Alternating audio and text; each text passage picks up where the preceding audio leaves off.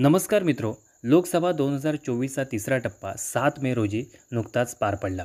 या तिसऱ्या टप्प्यामध्ये महाराष्ट्रात एकूण 11 जागांसाठी मतदान झालं आणि याच 11 जागांवर महाराष्ट्रातले अनेक दिग्गज नेते, अनेक राजघराण्यांचे वंशज निवडणुकीच्या रिंगणात होते. छत्रपती शिवाजी महाराजांचे सातारा गादीचे वंशज असलेले उदयनराजे भोसले महायुतीचे उमेदवार म्हणून सातारा मतदारसंघामधून निवडणुकीच्या रिंगणात होते, तर कोल्हापूर मतदारसंघातून कोल्हापूर गादीचे वंशज असलेले संभाजीराजे भोसले निवडणुकीच्या रिंगणात होते.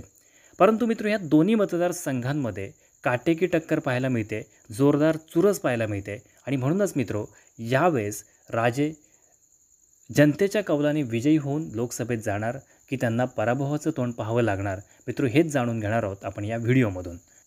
मित्रो, 2014 साली भाजपची प्रचंड हवा असताना देखील उदयनराजे भोसले राष्ट्रवादीच्या तिकिटावर निवडून आले होते आणि खासदार झाले होते. मात्र 2019 साली छत्रपती उदयनराजे भोसले यांनी भारतीय जनता पक्षात प्रवेश केला आणि भारतीय जनता पक्षाकडून निवडणूक लढवली.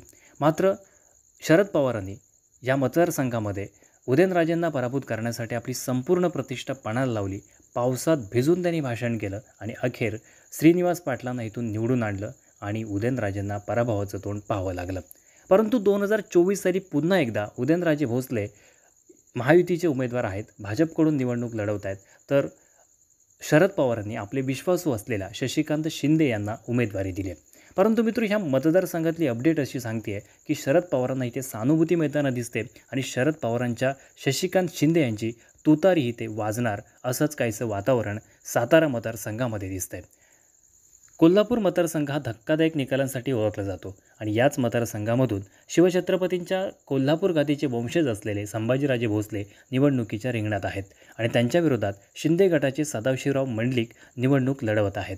मित्रो, सदाशिवराव मंडलिक यांना धनंजय महाडिक, हसन मुश्रीफ यांसारख्या कोल्हापूर जिल्ह्यातल्या मातब्बर नेत्यांची साथ मिळाली, परंतु कोल्हापूरची जनता संभाजीराजे भोसलेंना विजयी करेल असाच काहीसा कल दिसतोय. म्हणजेच संभाजीराजे भोसले विजयी होण्याची शक्यता कोल्हापुरातून तरी दिसत आहे.